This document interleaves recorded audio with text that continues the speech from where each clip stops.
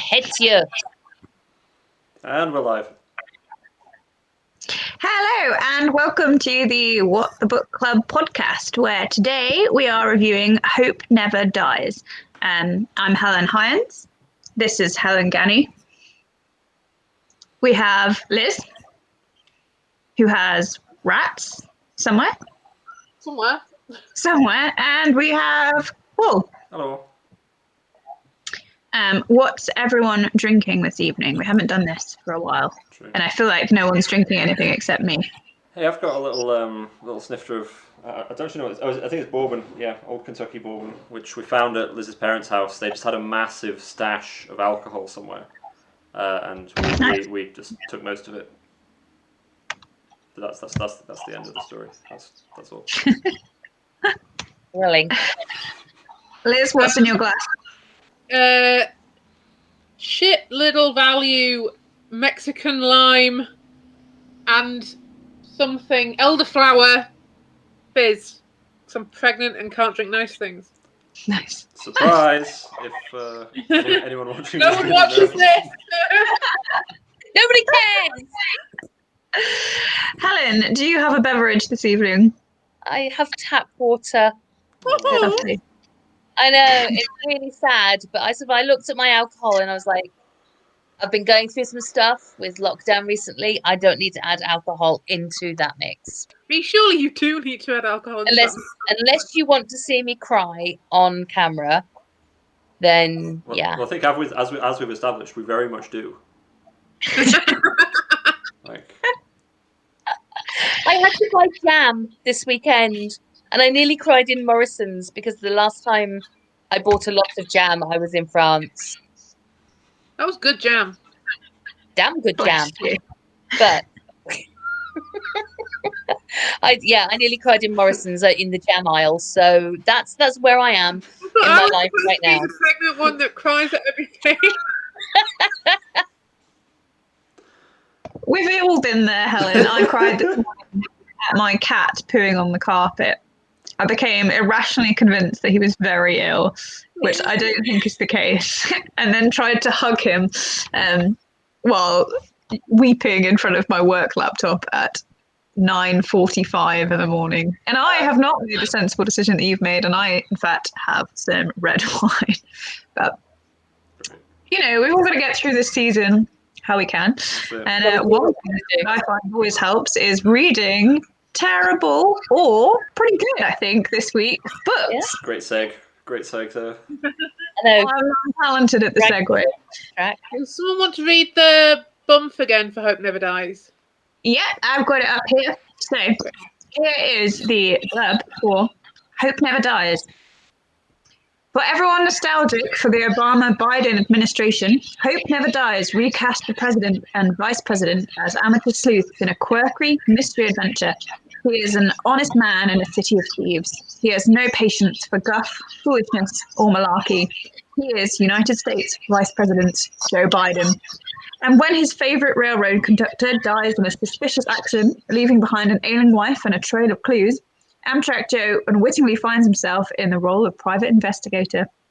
To crack the case and uncover a drug smuggling ring hidden in plain sight, he will team up with the only man he's ever fully trusted, the 44th President of the United States, Barack Obama. This is a long blurb. We're only halfway through. Together, they'll plumb the darkest corners of Wilmington, Delaware, where enemies lurk around every corner. And if they're not careful, the blood on the tracks may be their own. This quirky comic mystery begins 6 months after the 2016 presidential election, as Obama and Biden are struggling to define their post-White House identities and question what truly remains of their legendary bromance. And there we go. I feel like because the whole drug thing didn't show up until way, way into the book. I feel like that is kind of spoiler. Yeah, I'd kind of forgotten that was a thing until I read it. So I guess first things first, what do people think? Well, I really enjoyed it. Yeah. I found it really dull, honestly. Like, Really? so slow paced. Oh. I think, I guess our benchmark was pretty low given the previous books we've read for this, so like, the things that impressed us about this book were probably just basic grammar, actual sentences, actual characters, just like all the basic things of a book. Complex sentence structure. Yeah. Using commas correctly. Using commas I correctly, enjoyed yeah. that. Yes. Just all those I things enjoyed- actually made it readable. So whether it was actually a good book or not, who knows? But relative to what came before it. Hasn't it won like a bestseller thing or like a Times Award or something? I think it's a New York Times bestseller, yeah. Yeah. I think I like to read trashy detective novels when I'm on holiday. And this is the kind of thing I would happily read when I'm on a sunbed somewhere with a cocktail or three. I don't know. I'm a girl who actively enjoys the really trashy Tom. Oh God, what's his name? The short guy. Tom Clancy. Yeah. Is it Tom Clancy? That kind of thing. Yeah, I really enjoy this when I'm on holiday. So this made me feel like I was having like a little holiday read, and I enjoyed it. I wish it was longer, actually, which is rare with the kind of books that we read. That's true. I was just frustrated by. It's like he at the beginning he's like, okay, I need to make it really obvious that Joe Biden is old and past it and lives in the past, and it's all back in my day we all knew each other's names and we had each other's backs, and and it makes that very clear, and then it continues to make that very clear in every bit of descriptive text in the book for the entire book. And I feel like once you've got about 50 pages in, we've got the idea. We are very thoroughly agreed. Joe Biden is old and past it and back in my day. And it just felt like it was kind of kept pushing that when it didn't need to. And I got to the stage where I just used to skip past any part that looked descriptive and just get back to the text. So the dialogue, because I was getting so flipping sick of hearing about how Joe Biden's knees were playing up, or the historical past of the diner that he's just entered, and I found that just a bit boring and exhausting. I quite enjoyed that stuff. I thought it was quite well done. I mean, yeah, it was repetitive, but it was quite well done, and I enjoyed it at first. Yeah. And I think it didn't change throughout the entire book. Yeah, but considering this actually has nothing to do with Joe Biden as far as we know, he wasn't actually consulted in the writing of it, I think it gets into what you assume his head to be quite well. Yeah. Yeah. I did think, with a lot of these books that we read, though, his wife, Jill, gets mentioned a lot. But she's still really two-dimensional. I like her. No, I felt she was still really two-dimensional. She just ironed his chinos and, went on a jog. That is the highlight of what this woman did. Oh, she did the washing up at one point. I like how he comes back and he's like, I'm so sorry, if you thought I was dead. And she's actually just put a post-it and she's like, she's gone out with the girls. And she figured if he was dead, it'd have showed up on the news by now. She's like, oh, it's not the news. I did like that, but I just felt like there was so much more. And I know there's various sequels, but I really want one where Michelle Obama just rides in on a jet ski with a knife between her teeth and she's wearing a leather bikini and just saves the day. Yeah. Yeah, I'd read Everyone that. wants to see Michelle Obama in a leather bikini. Mostly in my dreams, but yeah. So this does remind me of an important point, which I think we need to declare legally, which is right at the beginning of this book. It does say quite clearly, it has a disclaimer, that this is a work of fiction. All names, places, and characters, including those based on real people, living or dead, as well as characterizations and opinions, are products of the author's imagination and are used fictitiously. Any resemblance to people, places, or events is entirely coincidental. So it is all just a coincidence. We're not actually talking about Barack Obama or Joe Biden or his wife or Michelle, except for the part where it's quite true to life. I thought his research on them all was quite good, really. Yeah. Does anyone think it was really interesting reading it just after Joe Biden's become the president. Yeah. It's all that whole, he's, are you considering running again? And he's like, no, I'm too old for this shit. And, all that kind of thing. And then, That was actually one of my favorite parts when he goes, "I'm thinking of running," and then Barack Obama goes, "Oh, all right, you're gonna run." He's like, "No, I mean, physically going for a jog." So good. I feel like it was kind of setting it up for that, because the whole time, like, he's protesting, "No, I'm too old. I'm not going to do this. I've got my foundation. I've got my university." I'm just like, you're just setting us up for like the day when he goes, "Do you know what? I'm gonna run again," and it never happened in the book, which made me sad. I'll tell you what it reminds me of. It reminds me of you, Helen, when you're like, "Nope, I'm done. I'm never going to do 2 plays all at the same time ever again. It's too much. I'm exhausted. Promise me that you'll never let me do 2 plays at the same time. I've got to have a rest between them." And then we find out you've signed up for like 3, all overlapping each other. And now you found out this isn't a book review anymore. This is just an intervention. Yeah, we had to stage it quite complex. There was a lot of steps to getting to this point of the intervention. I'm flattered, frankly. So I feel like we should give an overview of the plot, but the blurb did quite a good job of it, to be honest. It covered most of it. But does anyone feel like there's anything that was missed from the blurb that we should talk about? Yeah, I would say that all that stuff on the blurb isn't the actual plot. I would say that the actual plot is just the love affair between Barack Obama and Joe Biden. Like, that's the heart of the whole thing. Is at the start of it, they're kind of like, they've sort of broken up, and Joe's a bit unhappy that Barack's going and seeing other people and jet skiing with famous people and all that. And then they slowly come back together, and then they have their fights, and then they sleep in the same bed at some point, and like, that's the real point of the story, I think, is the love that these two men share. Yeah, maybe we've been reading weird books for too long, but I really thought at that point when they were sharing the motel bed that things were going to take a weird turn. I bet that is a book. I feel like I know where this is going, and it never went there. Yeah. And I'm not going to say I was disappointed, but I was like, almost expecting something. Yeah. My one problem with this, right, is that if Joe Biden had just done absolutely nothing and just waited a few days for the post to arrive, like, problem solved. That's true. Like, that letter turns up, describes exactly what was going on, like, bish bash bosh, done. It's true. Yeah, but then there wouldn't have been a story. Joe Biden waits another couple of days for the post. It's not really, It's like if Harry Potter had actually just listened to his teachers, none of the shit would have gone wrong, but also there'd been no book. Yeah. Well, I was kind of hoping that,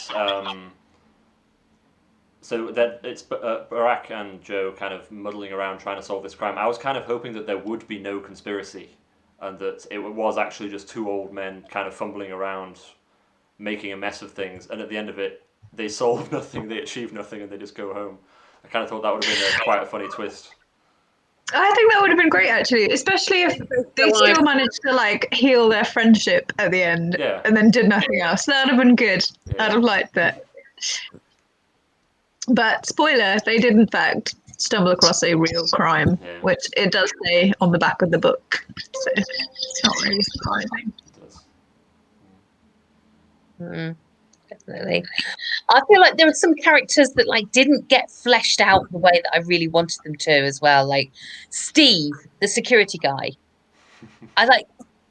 There are so many layers to Steve. Like, he's a security guy and he really wants this promotion, and he's also kind of like really obsessive about his calories, and he eats like this these hash browns that Joe had ordered for, and gave to Steve, and it makes him really sick, and because he's such a health nut. And I really wanted it to be that he was the bad guy. He's that healthily bad guy. So Steve, for context, is Barack Obama's security detail. So there's quite a point made of the fact that Joe doesn't have one because he's just a lowly vice president. Not anymore, right, Joe? But Barack is followed around by his pal Steve.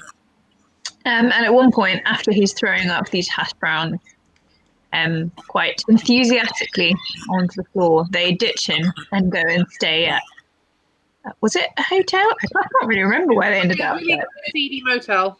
It's the Yeah. Wilmington, That was the motel night. Wilmington Manor Hotel, something like that. Like a really nasty rent by the hour motel. That's right. So we didn't actually have many characters really that were properly involved in the plot. So we've got obviously Joe Biden and Barack Obama, which are entirely coincidentally named after the president and his vice president. Then we had Steve, the respective wives, who again, like you said, Helen, didn't really have any dialogue. Michelle was referenced, but she didn't ever show up. And then we had the guy who was the one who, was the conspirator. I can't even remember his name. Oh, the This is what happens when you delay for a week because you had a migraine. the police guy, the old police guy. Dan Capriotti. That's right. Yes, him. Yeah. Do we have anyone else that I'm getting? There's the police lieutenant who calls him up and is very cross with Joe Biden and gives him an angry phone call. Oh yes, the woman. The woman who sounds like an Italian pasta dish. And there's the there's like the detective, the private detective for the insurance company. Oh yeah, Who the Blondie McBlondeface. Who hits Joe naked Biden with Blondie a McBlondeface. But it was a wig, so actually she's not blonde. Yeah, but she was naked at one point. And which is about as saucy as the book gets, to be honest. She had a dowel. But again, she didn't get very sort of fleshed out. She's suddenly like, she has one ice cream with Joe Biden. And she's like, oh yeah, actually I'm going to lie because I think you're a good guy and you're doing the right thing. Okay, bye. Don't we all dream of having one ice cream with Joe Biden? Oh man, my favourite bit that was so totally not how it would have gone down was when Joe Biden storms into the biker gang, and like they all hold guns at him, and then Barack Obama walks in with a gun. He's like knocked off for someone. Everyone's like, "Oh my word, it's Barack Obama! We'll comply." They're just like, Barack Obama. Sure, that these are a hardened biker gang, but they totally respect the president. So Barack Obama in this is quite a lot of a badass. I'm not saying that's not accurate, but I wasn't expecting him to smoke. I don't like that he smokes. No. Barack Obama wouldn't smoke. No, 100% not.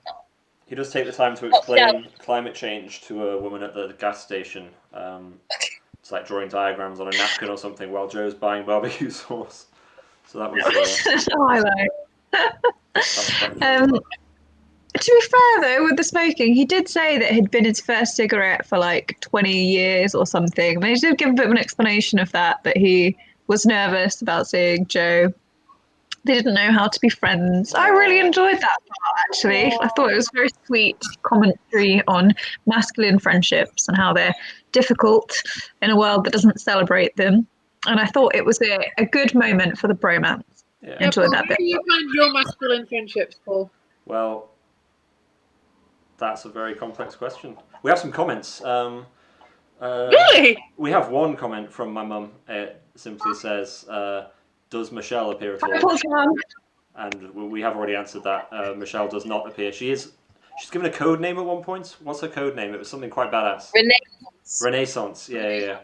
So the security guy is like, if Renaissance finds out about this, we're all screwed. So her shadow looms over it, but she does not have a feature. Oh, Mum now says hello, thank you. So there you go. That's what you call audience engagement, which is apparently good for Twitch. Beautiful. Yeah. That's what you want. Do we have anyone else watching? Do we know, Paul? No. That's all right. I didn't really expect anything else. I did put just before we went on the air. I even put on Facebook, if anyone tunes into this, I'll give you a tenner, and still no one. Your mum. My mum's here. Yeah. Listening to us isn't even worth a tenner. I think we should put that on our promotional material. Yeah. That's good. Okay, so what were your favourite quotes or section of the book?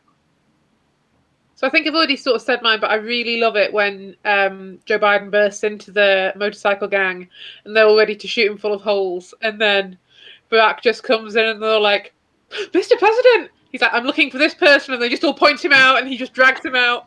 And they're like, bye, Mr. President! I liked that. That was good, yeah.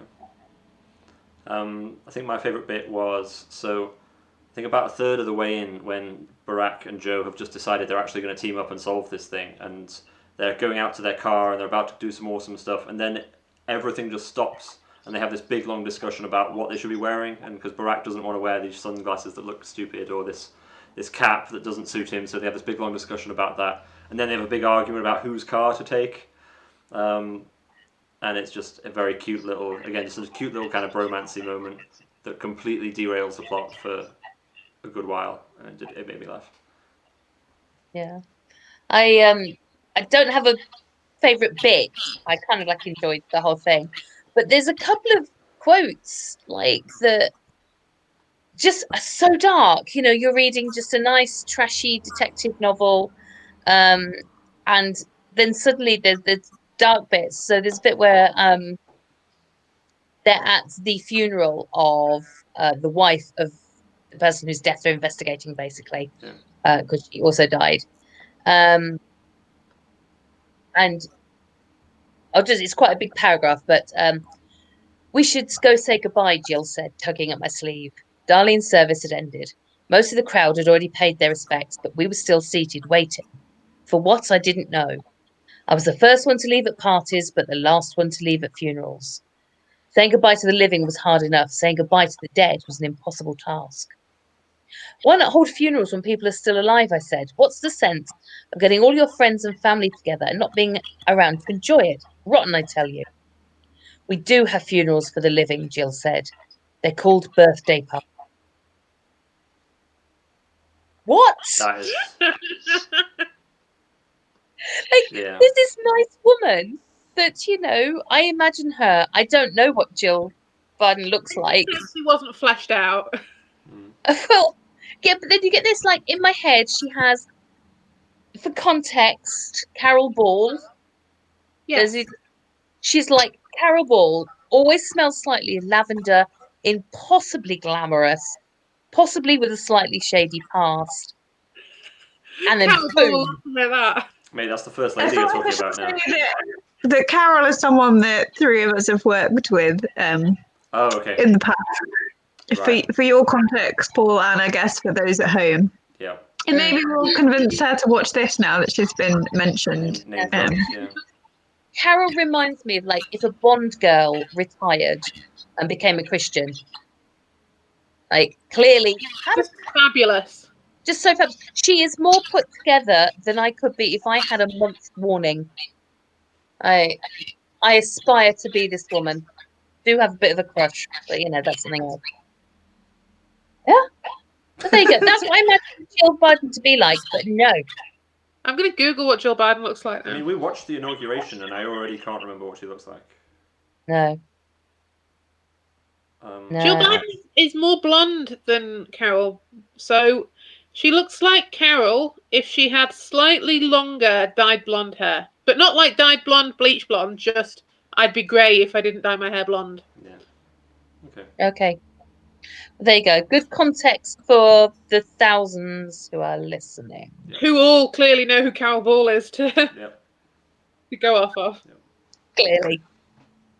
So one of my favourite sections was actually at the point where they're in the motel room and they're sharing a bed because of some dodgy mattress. So they're both lying side by side and they decide to play a game, which is POTUS, SCOTUS, or FLOTUS, which is the presidential version of Snog, Marry, Avoid. And I was here for it. So then they started playing this game. What's SCOTUS? I didn't get that. SCOTUS is I looked it up. I've now forgotten. Something about the Senate? Yeah, it's the head of the Supreme Court. Supreme Court, that's right. Yeah. Supreme Court Yeah, Supreme Court Justice. What the hell's a SCOTUS? It sounds like an infection. It sounds like an infection. And it ended up in a kind of weird discussion at Sunday dinner with my bubble the other week after I'd just finished reading it when I tried to get them to play POTUS, SCOTUS, and FLOTUS. But we were trying to play it the English version, and then we had like a minor crisis when we were like, what is the British equivalent of a SCOTUS? Like, What's FLOTUS? First lady. Yeah. Because we don't really have the same kind of justice system, but then we had like this minor breakdown where we're like, who is in charge of the judges? What's going on? We should probably know this. We are generally intelligent and politically engaged people in this country, and we don't know how it works. My A-level government and politics. And I felt like it was sadly lacking. But it does specify that it has to be named with 3 women, and who you would like as your POTUS, SCOTUS, or FLOTUS. So, Paul, as our token man, Okay. I would like you to play POTUS, SCOTUS, FLOTUS with the 3 other people in this conversation. Okay, so what you're asking me then is, who do I want to be running America? Who do I want to be married to? No, it's not who I want to be married to, is it? Because I'm not the You want president. to be married to the person running the country. Okay, I guess the first thing is a job role in its own right. Who of us do you want to be married to each other? Because POTUS and FLOTUS will be married to each other. All right, this just got harder. Right, okay. And who you think should be in charge of the Supreme Court? The Supreme Court. This is your challenge. President and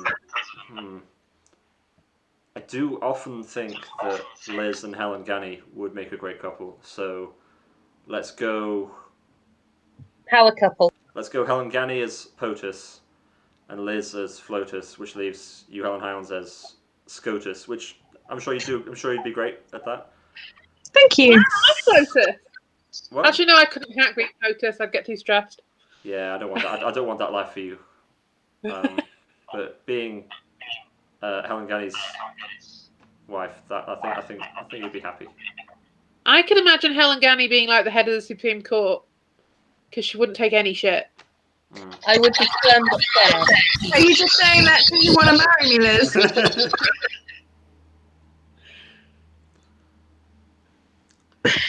I have just remembered a dream I had once, but let's just not go there. No, I want to know about. You can't say that and then not. Okay, so I once had a dream like years ago. Just bear in mind your mother-in-law is listening. Mummy Ann, turn off for a minute. I once had a dream that I'd walked up into, back when we used to live back in BD4, I'd walked into our bedroom and Paul was laying in bed and you were just naked trying to hide behind one of the curtains. Who was I'm it? like, what the hell's going on? And Me Paul, naked? yeah, Helen Hyles was Okay. naked hiding behind one of the curtains. And I'm like, what the hell's going on? And Paul just thought it was really funny. And I was getting madder and madder. And Paul just thought it was really, really funny. And I can't remember much else. I just remember you being naked and hiding behind a curtain in our bedroom. It wasn't a dream. It definitely was. It sounds very chilly. You can tell it's a dream because a recurring theme of Liz dreams is her getting annoyed at people and people not getting it. That happens in Liz dreams so often, just like her getting more and more worked up and no one taking her seriously. That's kind of It's justifiable annoyance Yes. that people just think is funny. Absolutely. It's very frustrating. Yeah. Mum just said go on when you were about to say all that, so I think she's fine with all this. Where were we? Yes. POTUS, Wow. FLOTUS or FLOTUS, that was it. Well, I mean, it did say that it had to be 3 women, so the rest of us cannot play, unfortunately, by the rules of the game. But I thoroughly enjoyed that. Thank you for participating, Paul. My next question to you all is, if you could be any character in Hope Never Dies, which would you be?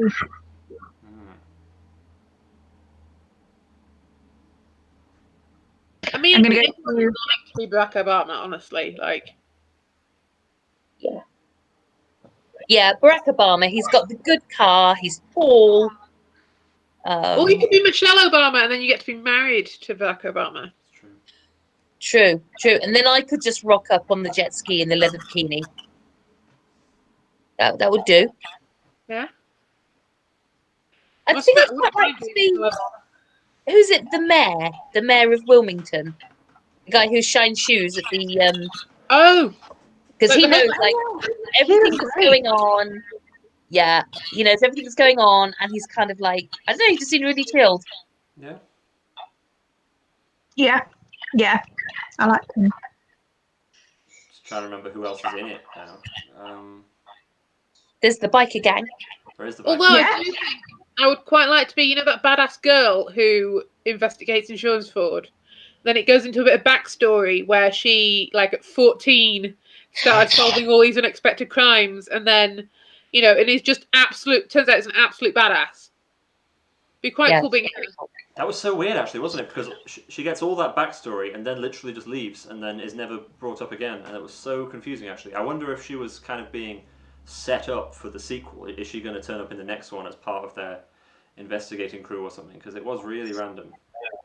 This is a good point. There is a sequel There is. for Hope Never Dies. I'll just get the bump up for the sequel, and then you guys can tell me whether you would read it.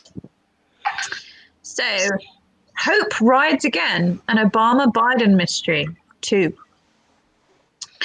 Following a successful but exhausting book tour, Joe Biden is looking forward to returning home. However, before he does, he's got one last stop to make, Chicago, where the Obama Foundation is holding its first annual Global Economics Forum. Barack Obama has invited Joe to meet a wealthy, left-leaning philanthropist whose deep pockets Joe will need if he decides to run for president. Joe isn't even sure if he wants to run, but he's not going to pass up a rare chance to reconnect with his one-time governing mate. Joe and Obama barely have any time to catch up before another mystery lands in their laps. Obama's prized BlackBerry is stolen. When the suspect turns up comatose from a gunshot wound, local police are content with writing it off as just another gangland shooting. Joe and Obama smell a rat. In a race to find the shooter, Joe and Obama butt heads with their former compadre, Mayor Rahm Emanuel, following a trail of clues through Chicago's South Side, go undercover inside a Prohibition-era speakeasy, and scale the Tribune Tower in a die-hard-worthy final set piece. It goes on, but I'm going to stop because it's quite a long blurb. It has just told you the entire plot. Like, Yeah. So. Yeah, I probably still Would you read it? It's currently... Oh, wow. So in paperback, it costs £8.89, which is quite pricey. That's a bit over. And on Kindle, it's £8.07. you what? Would you buy and read the sequel? No. Oh, did my internet go? Liz, would you read it? No. Would you read it if it was free? I'd read it if we were reading it for the book club. Okay. Like, but that's because I have to. I mean, I manage Gingerbread Willie, so I can manage that. Sure. I just That should be our mantra. We manage Gingerbread Willie, so we can do anything. The thing is, we didn't. Between us, I think only one of us actually read it. Well, I think really it was 2 out of 4. We Maybe. approximately read about 50% each, I think. I read nearly all of it, so I think I missed about 10% that Paul just updated me on. Yeah. I read 90% of it. That's very impressive, Liz. Me and Helen were definitely left on the side down on that front. I definitely only read 50%. if ever we have merch, I think that's what it needs to say on the t-shirt. Like, if the podcast crew can get through Gingerbread Willie, you can get through anything. Yeah. Yeah.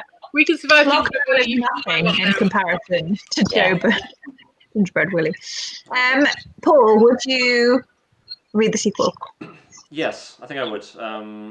It sounds pretty good, and the picture on the front was of the two of them hanging off a ladder being pulled by a helicopter, and I'm just thinking, yeah, I could see that. I could read that. Would you pay £8 for it? Probably wait for it to be on discount on Kindle Store, honestly. Would you pay £5 for it? Right, second hand. Out of our group Kindle account, I think I pay £5 because that's effectively Okay. £2.50 for me and Liz. So. All right, so £2.50 is about your threshold of how much you think this book is worth. I think Okay, so. I'm just getting to grips with what they want. Helen, you were a fan, so Yes. would you read the sequel? I would, but I'm not sure I want to pay £8 for it. I probably Yeah. would pay about 5. That Okay. would, if ever it's on special offer, hit me up. So I think I'm kind of an average, well, not quite average, but in between the two of you. I think I would read it, but maybe my limit would be about £3.50. Yeah. Mhm. About the price of a good bacon sandwich from like a van or something. Yeah. I mean, I don't eat bacon, but I like the concept of bacon. So the concept of bacon sandwich versus the book. Yeah. Oh, man, I really want to go to the B&Q car park where they have the big like bacon sandwich burger van. Yeah. Just get a bacon sandwich. Oh, you can't beat Munchen House though. For anybody in Bradford, like want a bacon sandwich, Munchen House is the place to go. I think they got really bad on the health and safety thing that time though. They did do quite badly. Yeah, They're doing better. We'll go anyway. They're doing So- better. We used to do a order from the office, and I was sort of half on the phone, but I had the person I was talking to on mute when they were asking me for my order. So I just asked for hash in a box, and I meant hash browns in a box. But that's not what I said with my mouth word. I just asked for hash in a box. And I got laughed at a lot by many people in the office that day. And then they managed to get them to write on it hash in my box and then gave it to me and said, "Here's your hash." I was like, "Thank you. Thank you so much Brilliant. Great. for my hash." Nice. Oh, Okay. Does anyone have anything burning that they want to add about this book that they feel like we haven't discussed? Not particularly, no. Not really. No. Just how much I missed actual competent writing. Okay, Yeah. final question, and then we'll introduce the next books. In terms of the books that we've read so far, how does this rank for you? in terms of quality of writing, it's the best. In terms of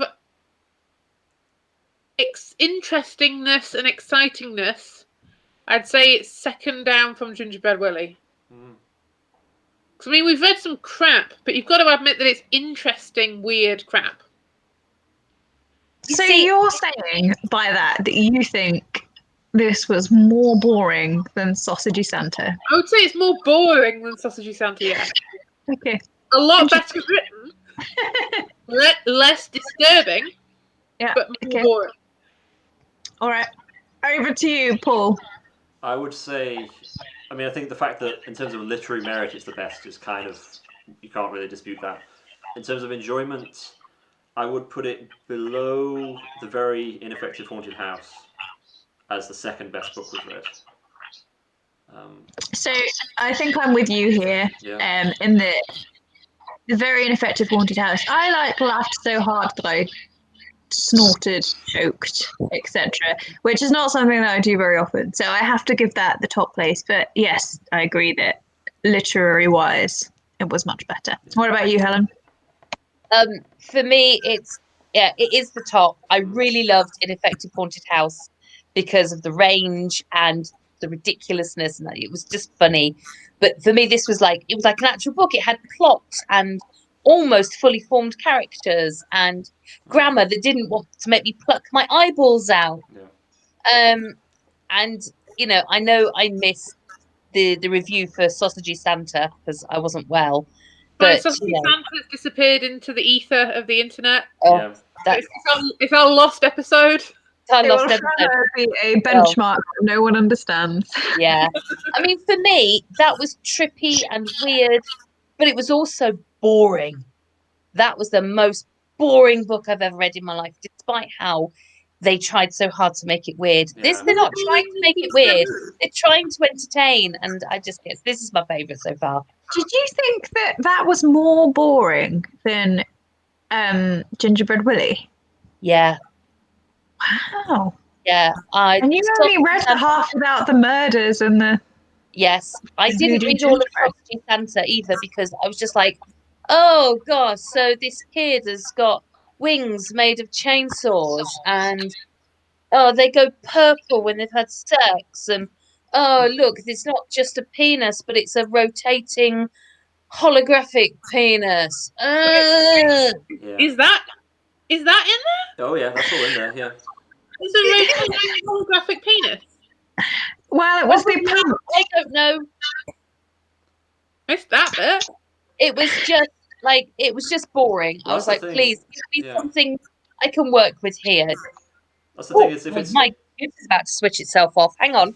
I think because it was written so not very well that like all that crazy ridiculous stuff all does kind of blur into one. I think it does show that it's the writing style that actually makes a book enjoyable or not more than Yeah. having silly things in it. So, So I think that's a lesson I've definitely learned from doing this podcast. I would also say that oh, you've completely frozen on my screen. you have indeed frozen. I was just going to say that when we read Very Ineffective Haunted House, I was pretty sure it was going to be the low watermark. I was pretty sure we were like, right, it's all uphill from here. Yeah, we were wrong. We were very wrong. Speaking of going uphill from the Very Ineffective Haunted House, we've got 2 books for next week's podcast, and I think Helen is going to tell us about one of them.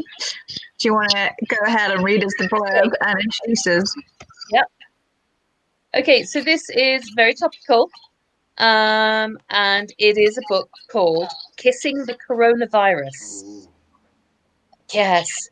And the blurb goes, she was supposed to cure the coronavirus. Instead, she fell in love with it. And it's described as steamy, viral erotica. It is porn. We read it in advance. It is just porn. I was trying to, avoid the word porn, but it is super explicit. And I mean, I don't want to give too much away because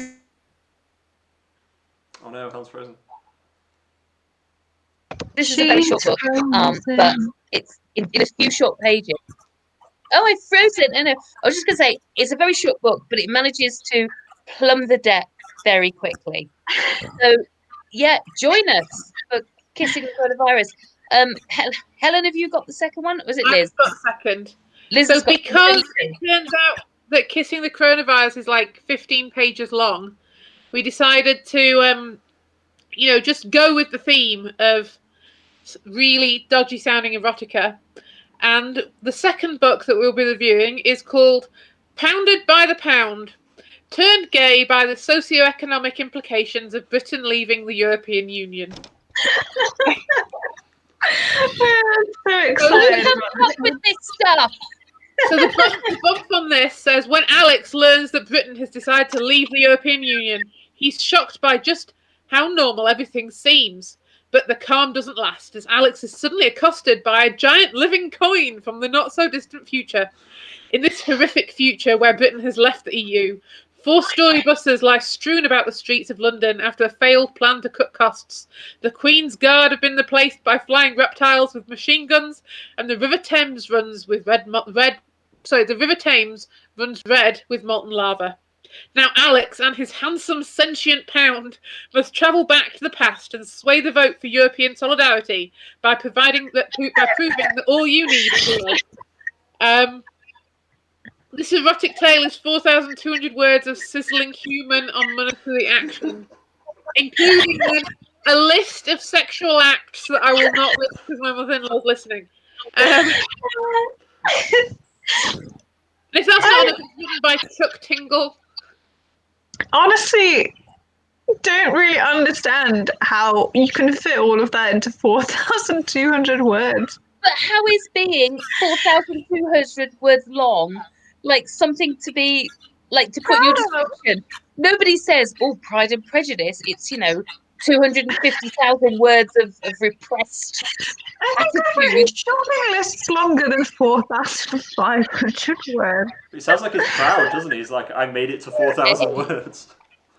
No, this is target. Paragraphs in my dissertation that were longer than that. Yeah.